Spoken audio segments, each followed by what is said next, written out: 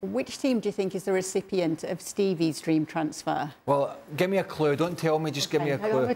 Oh, hold on. Hold on. I don't know who the dream transfer is, but is he going to the northwest? He is going to the northwest. He's going to a team that plays in red? Getting closer, very hot. Yeah, and their big rivals are Everton. Yes. But then Tranmere. Go on then, Stevie, tell us.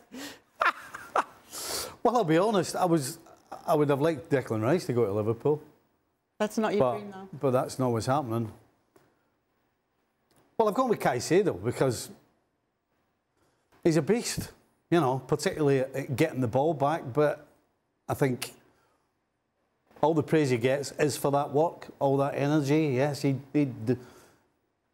destructs the opposition, gets the ball back, but he can play a little bit as well. And Liverpool, at their best, under Klopp, have had 3 players in the middle of the park that have done that. They've gotten the ball back and supplied the front 3, regardless of what 3 that it will be this year. So that's why, if I can't get Declan Rice, I'd like this guy in the middle of the park for Liverpool, alongside McAllister. I mean, what better? What better situation for a manager than having 2 great players coming in who know each other so well that there shouldn't be a problem integrating? I mean, apart from the fact that they're both great players, it's an ideal scenario for Liverpool. And then they might make it into your top 4? Well, that would be those 2 would be big. You know, age, 21. And the fact that way Brighton played, particularly under De Zerbi, which was a lot... The possession of the ball was similar to Potter, but they got forward a lot quicker. So when they won the ball back, they got it into the front guy, they got support, and they got it into that final third quite quickly, which is what Liverpool did in the pump. Yep. They moved it from back to front quicker and with more quality than anybody in Europe at one point. I mean, just like... They'd win it back, and before you knew it, bang, they were at the back 4.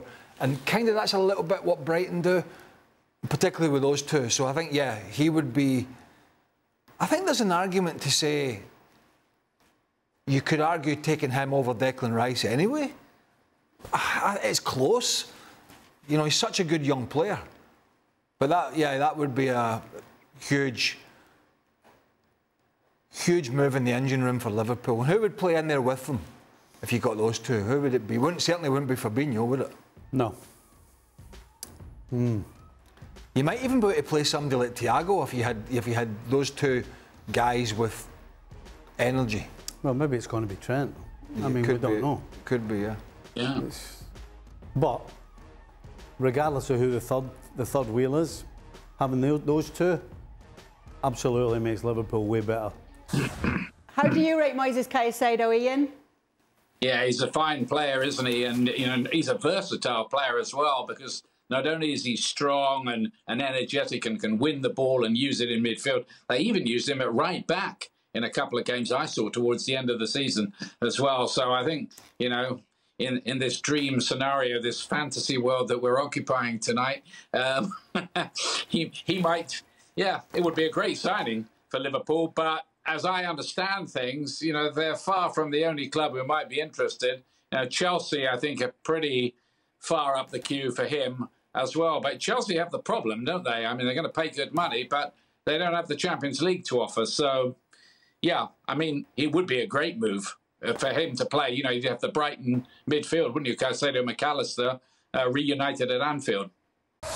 Thanks so much for watching ESPN on YouTube. And for more sports highlights and analysis, be sure to download the ESPN app. And for premium content and live streaming, subscribe to ESPN Plus.